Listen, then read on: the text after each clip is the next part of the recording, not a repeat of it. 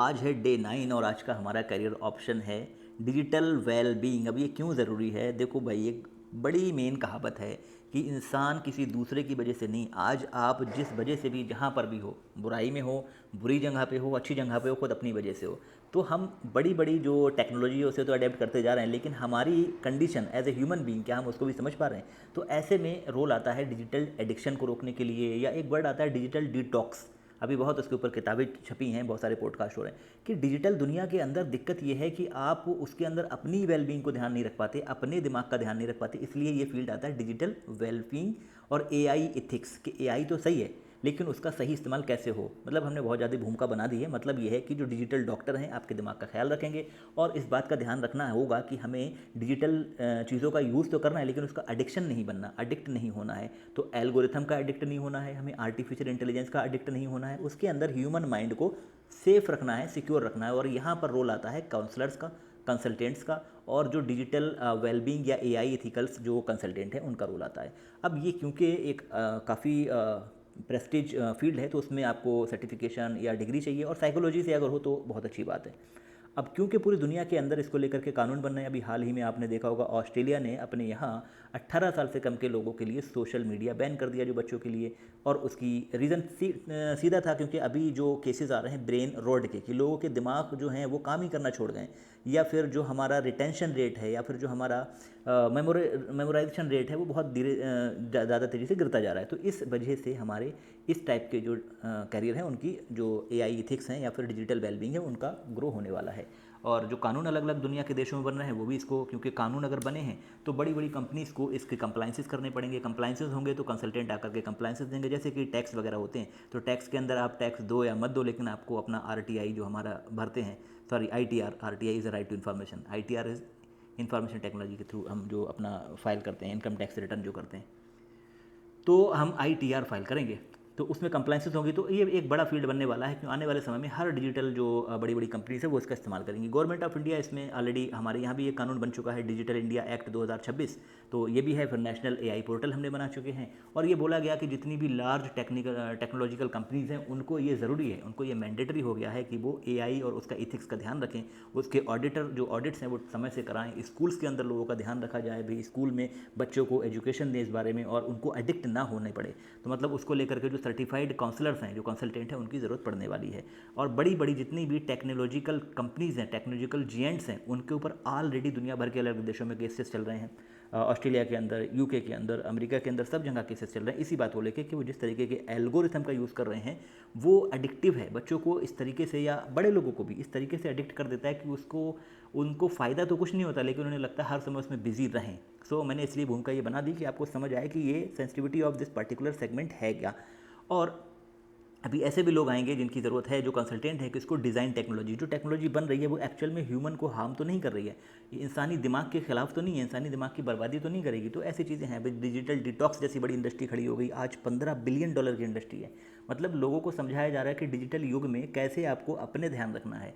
तो ये psychological game है। अब आपको इससे में अगर कोर्स कुछ करना है, कोई पढ़ाई करनी है, तो आपको साइकोलॉजी में अगर आपको इंटरेस्ट है तो बहुत अच्छी बात है। हालांकि उसके अलावा भी आप कर सकते हो, बट आई रिकमेंड कि आपको साइकोलॉजी समझ आनी चाहिए। और अगर आपका उसमें इंटरेस्ट है तो आप 10+2 के बाद इथिक्स और कंप्यूटर साइंस में कोर्सेज कर सकते हो। और इसमें आपको 25 से 35 हज़ार रुपये तक की फीस पे ये सारी चीज़ें हो जाएंगी। 6 से 9 महीने के बीच में आपको सर्टिफिकेशन मिल जाएगा, स्पेशलाइज डिप्लोमा वगैरह मिल जाते हैं। और फिर आपको एक सीनियर अथॉरिटीज़ के साथ काम करना होगा, उसके साथ साथ आपको बड़ी कंपनीज़ में काम करना होगा। तो फिर आपको धीरे धीरे एक्सपीरियंस हो जाएगा कि कैसे डिजिटल डिटॉक्स या डिजिटल जो अगर देखा जाए एडिक्शन है उसे रोका जाए। इसमें हमारे देश के अंदर बड़ा नाम है निम्हांस का, जो मेंटल हॉस्पिटल है वो इस पे काम करा रहे हैं, डिजिटल हेल्थ सेंटर इनके हैं। तो आप ये खोल कर काम कर सकते हो, इनके कोर्सेज कर सकते हो। टेक एडिक्शन को कैसे रोकना है, मेंटल हेल्थ को कैसे सॉल्व करना है, ये सारी चीज़ों पर ये कोर्स करा रहे हैं। आईआईटी हैदराबाद में भी इनके सेंटर हैं एआई को लेकर के। स्पेशलाइज्ड किस में है ये? Explainable ethical AI, ethical AI को लेकर के काफ़ी चीज़ें कर रहे हैं। और एआई की एक बड़ी समस्या तो है पूरी दुनिया में, कि जैसे जैसे एआई आ रहा है तो इंसानों के जो दिमाग है वो और भी ख़राब होता जा रहा है, उसका यूज़ और भी कम होता जा रहा है। फिर प्राइवेट सेक्टर में अगर आपको करना है तो centre for human technology global certification दे रहे हैं, एथिकल डिज़ाइन में ये काम करा रहे हैं। तो ये सारी हमने इसलिए बता दिए कि आपको एक बेसिक आइडिया हो जाए। बाकी आपके आसपास बहुत सारे इंस्टीट्यूशंस हैं, आप डायरेक्टली उनको सर्च कर सकते हैं गूगल पे, या फिजिकल जो उनके ऑफिस हैं वहाँ जाके विजिट कर सकते हैं। ऑनलाइन में कोर्सेरा बहुत बड़ा नाम है, उसको उसके कोर्सेज हैं, आप ले सकते हो, सर्टिफिकेट कर सकते हो। But again I will tell कि आपको इसमें थोड़ी सी मास्टरी हासिल करनी होगी। डिजिटल वेलबींग के नाम पर गूगल डिजिटल वेलबींग वेलनेस अपने आप में गूगल बता रहा है कि भाई कैसे आप डिजिटली अपने आप को जो है वो सही रखेंगे। बड़ा मुझे मज़ेदार एक केस याद आ गया अभी, राइट टू डिस्कनेक्ट, बड़ा उसकी चर्चा चल रही, राइट टू डिसकनेक्ट। इसमें ये बोला गया कि भाई जब से डिजिटल दुनिया आई है तो पहले हम 9 बजे जो ऑफिस से चले जाते थे, तो अब हम सुबह को ही काम पे जाएंगे। तो अब होता क्या था कि हम अपने बच्चों के साथ, फैमिली के साथ रिलेशनशिप मेंटेन रखते थे। अभी क्या हो गया, कभी भी मेल आ रहा है, कभी भी कॉल आ रही है, तो डिजिटली हम उतना जो है जुड़े हुए हैं अपने काम से कि हम डिसकनेक्ट ही नहीं हो पाते हैं। और ये बड़ा इशू है, दुनिया भर के जो देश हैं इस पर बात कर रहे हैं, और हमें ऐसे मॉडल्स डेवलप करने होंगे कि हम डिजिटल डिस्कनेक्ट भी हो पाएँ। तो अगर आपको ये कैरियर चुनना है, इसके बारे में कोई जानकारी चाहिए है, तो आप हमारी वेबसाइट विजिट कर सकते हो, आप हमारी काउंसलिंग भी ले सकते हो, बट आप डायरेक्टली भी कर सकते हो। आई एम नॉट प्रेशराइजिंग कि आपको कोई काउंसलिंग लेने की ज़रूरत है, बट इतना जरूर करें, आपके आसपास जो भी काउंसलर हैं, आप एट लीस्ट ये पता करें कि आप इस पर्टिकुलर फील्ड के लिए बने भी हो, मतलब आपकी पर्सनालिटी, आपका इंटरेस्ट, आपका लर्निंग स्टाइल, आपकी कैरियर वैल्यूज़ उसके हिसाब से हैं या नहीं है। क्योंकि अगर आप पूरे दुनिया का, स्पेशली इंडिया का ही डेटा उठा के देखो, तो 80% लोग अपनी जॉब से खुश नहीं हैं। इसका मतलब ऐसा नहीं है कि वो जॉब अच्छी नहीं है, क्योंकि 20% लोग खुश हैं, मतलब वो जिस जॉब के लिए बने थे वही जॉब कर रहे हैं। आइंस्टीन का कोट तो आपने सुना ही होगा ना, कि अगर आप मछली को पेड़ पे चढ़ाओगे, हाथी को पानी पे चढ़ाओगे, तो दोनों ही लोग अपने आप को ज़िंदगी भर बेवकूफ़ समझेंगे। सो ऐसे बेवकूफ़ मत बनो। एक बेसिक सी कुछ काउंसलिंग ले लो, आपका समय और आपकी 10-5 साल की ज़िंदगी, और उस ज़िंदगी के बेस पे अगर आप समझदार नहीं निकले, बेवकूफ़ निकले, तो कई बार लोग सुसाइड कर लेते हैं, उस सबसे बच जाओगे अगर आपने सही तरीके से सही समय पर कैरियर काउंसलिंग, कैरियर गाइडेंस ले लिया। ओके। सैलरी की बात करें तो 6-7 लाख रुपए आज कॉमन बात है, मतलब अगर 30-35 हज़ार भी मिलेंगे तो इतने पैसे आपके हो ही गए। आपको कॉर्पोरेट एचआर में, और आजकल तो जो एचआर के ऊपर ये बात अच्छी याद आ गई कि एचआर वाले को ऊपर भी ये फोकस है कि वो ऐसे बच्चों को, ऐसे बंदों को हायर करे जिनकी मेंटल स्टेटस ठीक ठाक हो, क्योंकि लोग यहाँ पर आकर जब प्रेशर फील करेंगे, सुसाइड करेंगे, तो कंपनी की रेपुटेशन ख़राब होगी। तो एज अ साइकोलॉजी ये काफ़ी ग्रोइंग फील्ड है। अपना वेलबींग क्लिनिक खोल सकते हो, एआई ऑडिट्स कर सकते हो फर्म के साथ जुड़ करके, क्योंकि अभी बहुत सारी फर्म्स को मैंडेटरी कर दिया कि आपको किसी भी हाल में कंप्लाइंसेस करनी होंगी। तो आईटीआर जैसी कंप्लाइंसेस हर साल होंगी, तो आपको चाहे वो उनके ट्रेनिंग दें ना दें, लेकिन सरकार की नज़रों में सही रहने के लिए उन्हें कंप्लाइंसेस करनी होंगी, और इस जगह पर एआई ऑडिटर्स की जो है वो डिमांड बढ़ेगी। दुनिया भर के देशों में अगर देखा जाए तो, क्योंकि एआई एक्ट्स बढ़ रहे हैं, लॉ बढ़ रहे हैं, यूएसए में, स्वीडन में, तो उसकी वजह से आपको वहाँ पर भी काम करने का, इंटरनेशनल लेवल पर भी काम करने का मौका मिल सकता है।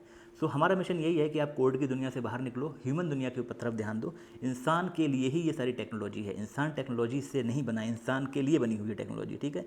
और क्लस्टर की बात करें तो हम इसलिए जिक्र करते हैं एज ए करियर काउंसलर, ये हमारी जिम्मेदारी है कि हम बताएं कि इंफॉर्मेशन टेक्नोलॉजी का ह्यूमन सर्विस और एआई साइकोलॉजी से जुड़ा हुआ क्लस्टर है। दुनिया भर में जितने भी कैरियर हैं उन्हें 16 क्लस्टर्स में बांटा गया है, और इस क्लस्टर्स के अंदर अपने दुनिया भर के 3000-4000 जो भी कैरियर हैं वो सारे इन 16 क्लस्टर्स में आते हैं। कभी हम इस पे अलग से वीडियो बना देंगे, हमारे चैनल पे देख लेना यूट्यूब वाले पे, कि हम उसमें क्लस्टर क्या होते हैं, सब क्लस्टर्स क्या होते हैं, वो सारी चीज़ें। बाकी एआई और ग्रीन स्टेटस की अगर बात करो तो इनका अच्छा है, क्योंकि जो डार्क पैटर्न है, डार्क पैटर्न अपने आप में बहुत बड़ा टॉपिक है। डार्क पैटर्न में किस तरीके से आप एक वेबसाइट के ऊपर जाकर के किसी जूते को मान लो आपने क्लिक किया, तो आप अब फेसबुक पे आपने वो ऐड को पसंद किया, तो आप दूसरे किसी प्लेटफॉर्म पे, वेबसाइट पे, पेज पे जाओगे तो आपको वो जूता दिखाई देगा। इसे कहते हैं डार्क पैटर्न। इसको पहचानना, इसको फिक्स करना, ये सारा काम है। तो एआई के लिए आप पॉजिटिव काम कर रहे हो। दूसरा ये है, और एआई का ही यूज़ कर रहे हो, तो एआई से आपकी जॉब जाने वाली नहीं है। दूसरा ये है कि जो क्लीन और डिजिटल एनवायरनमेंट है, भाई ब्रेन को ही तो आप साफ़ करना चाह रहे हो, तो ब्रेन ही साफ़ है तो फिर क्लीन एनर्जी और सारी चीज़ें तो बात ही, मतलब आप कहीं ना कहीं पोल्यूशन तो नहीं कर रहे हो। जो मेन जो बकैती है वो ये है इसके अंदर। Okay, so this was the whole thing. तो ये था हमारा आज का डे 9 का, और कल हम मिलेंगे किसी नए करियर ऑप्शन के साथ में डे 10 में। सी यू टुमारो।